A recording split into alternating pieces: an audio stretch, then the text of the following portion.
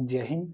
Indian literature के बारे में हम बात कर रहे थे और इससे पिछले सेशंस में हमने बात की थी लिटरेचर इन एंशिएंट इंडिया के बारे में। आज के सेशन में हम बात करेंगे क्लासिकल संस्कृत लिटरेचर के बारे में।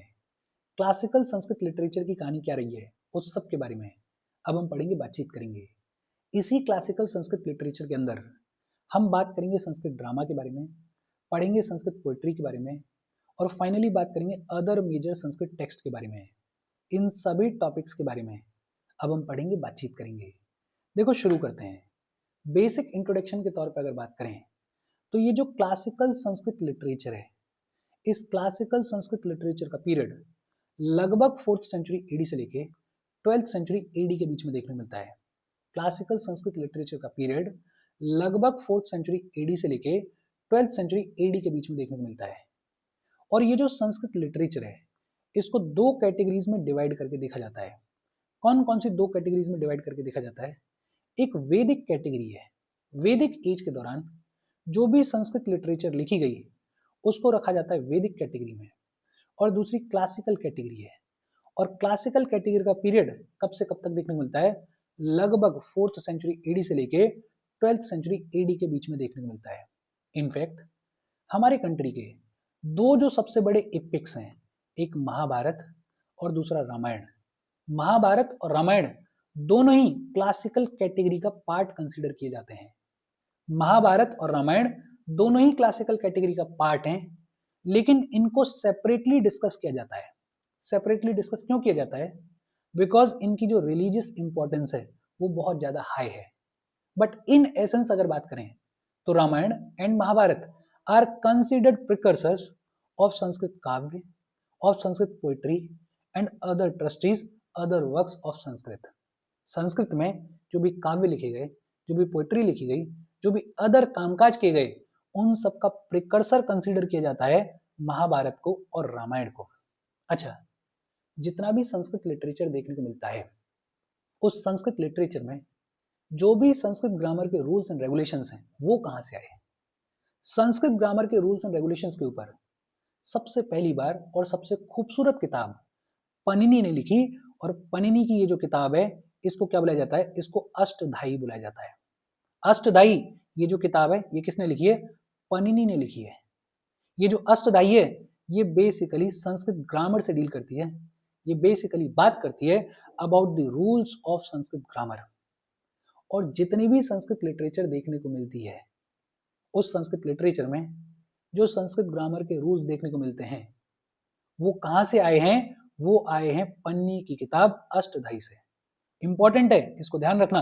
अष्टधाई किसने लिखी है? पन्नी ने लिखी है। किसके बारे में बात करती है? रूल्स ऑफ संस्कृत ग्रामर के बारे में बात करती है। अच्छा, अष्टधाई के अलावा एंशिएंट इंडिया में संस्कृत ग्रामर के कॉन्टेक्स्ट में कुछ और फेमस किताबें भी देखने को मिलती हैं। जैसे एक किताब है महाभाष्य।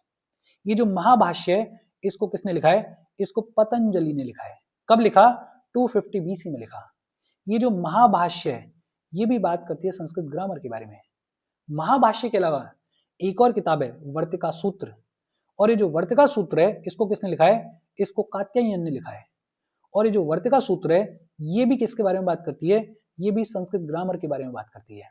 लेकिन रूल्स ऑफ संस्कृत ग्रामर को लेकर जो सबसे पहली और सबसे खूबसूरत किताब है वो है अष्टधाई, जिसको किसने लिखा है? पनिनी ने लिखा है।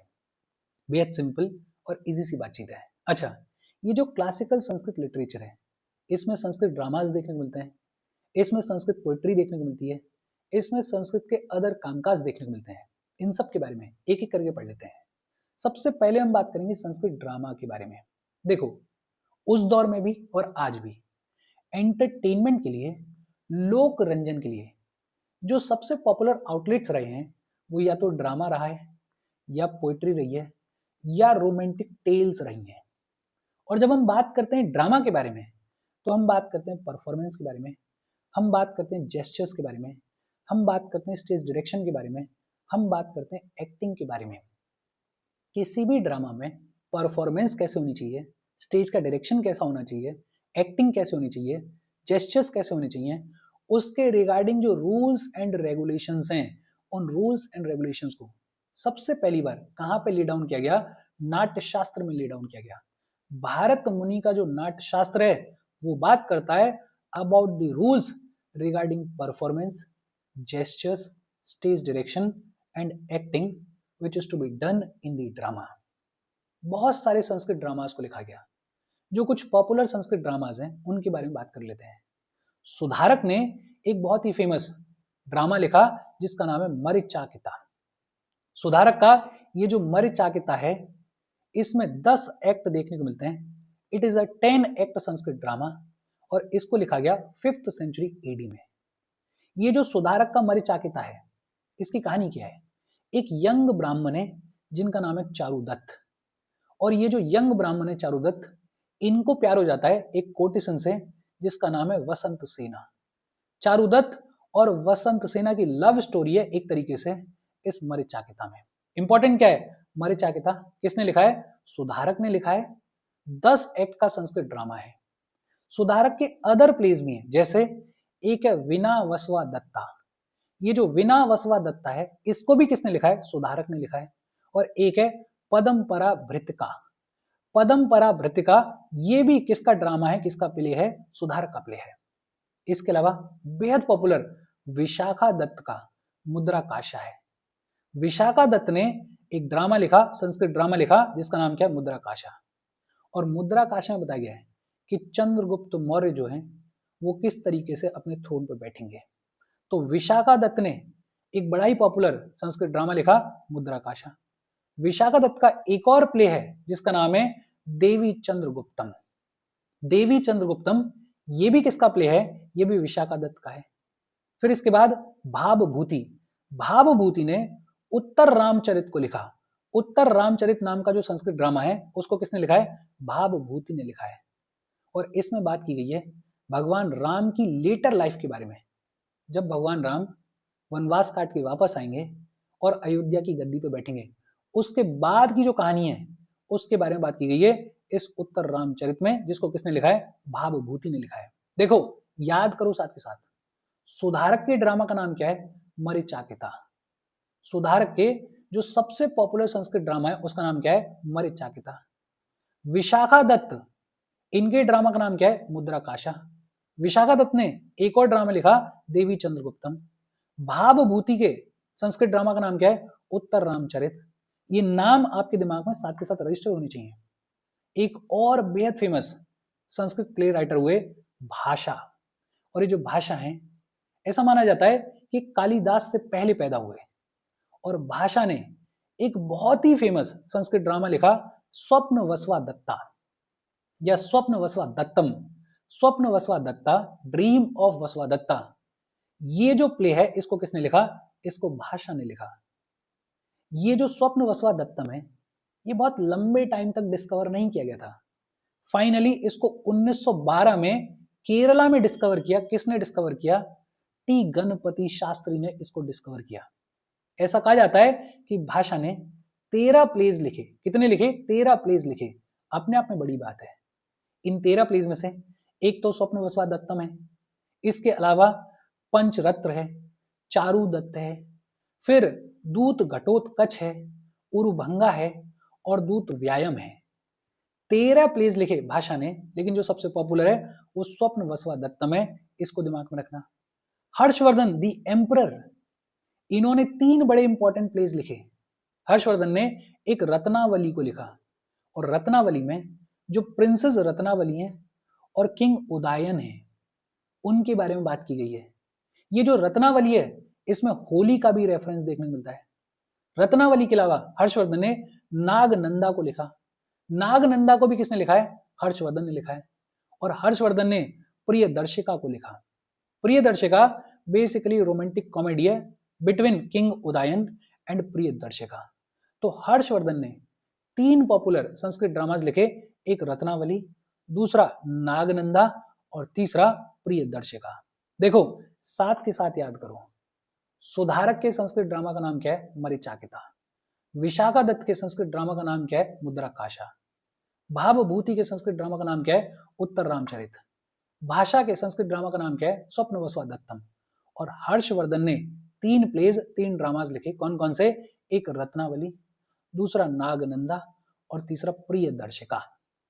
बेहद सिंपल और इजी सी बातचीत है। देखो, पहली बार पढ़ रहे हो तो हो सकता है ऐसा लगे कि यार इतना सारा कंटेंट है कैसे याद होगा, लेकिन अगर 2-4 बार पढ़ लोगे तो ये नाम आपके दिमाग में रजिस्टर हो जाएंगे, इतने इजी नाम है। तो इसको देखो ढंग से, 1-2 बार सुनो इसको ढंग से, सब कुछ रजिस्टर होगा। हम आगे बढ़े उससे पहले वीडियो पे लाइक के बटन को दबा दो। लाइक दबाना जरूरी है बिकॉज यूट्यूब ऐसे ही फंक्शन करता है।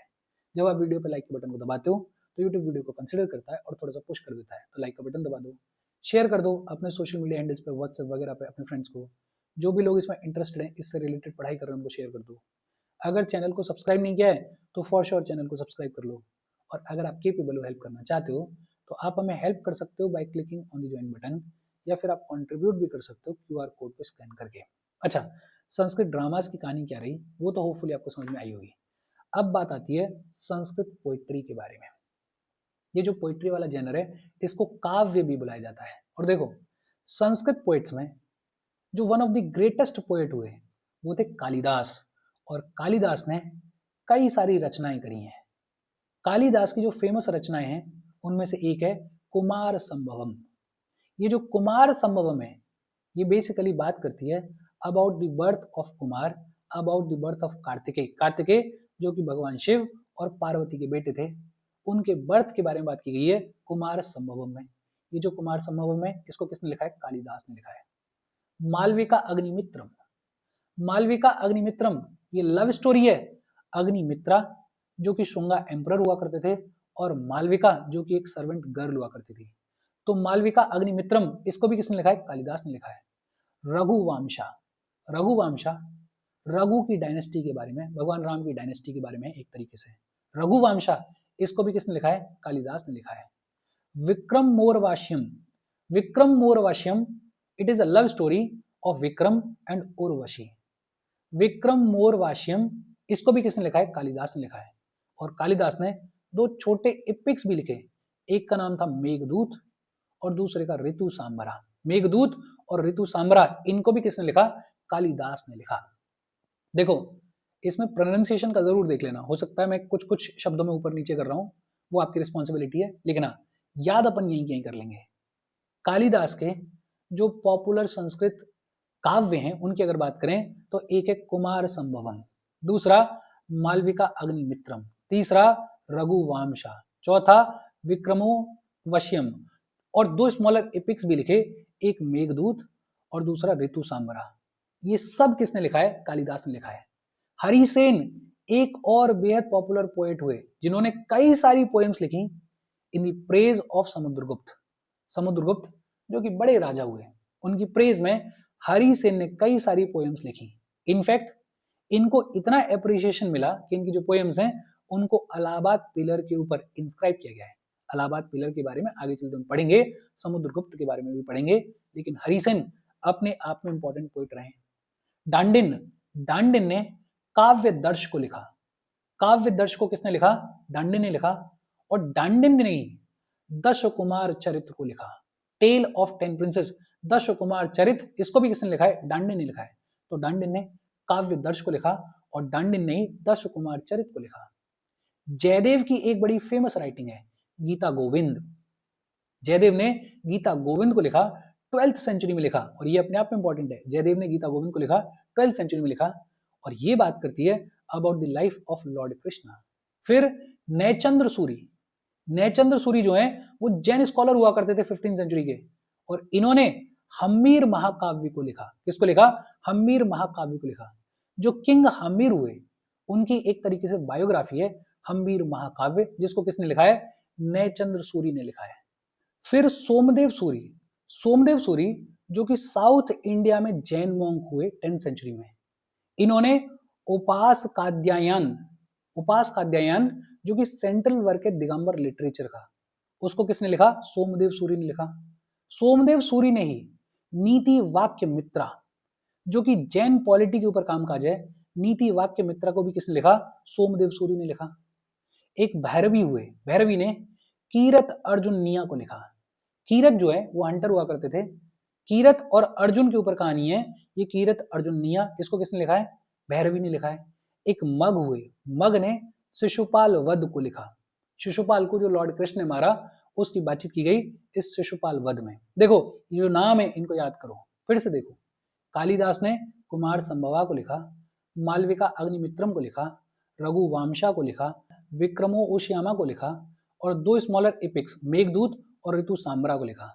हरिसेन अपने आप में इंपॉर्टेंट पोएट हुए जिन्होंने समुद्रगुप्त के बारे में, उनकी प्रेस के बारे में खूब सारी चीजें लिखी। डांडिन ने काव्य दर्श को लिखा और डांडिन ने दशा कुमार चरित को लिखा। जयदेव ने गीता गोविंद को लिखा। नयचंद्र सूरी ने हम्मीर महाकाव्य को लिखा।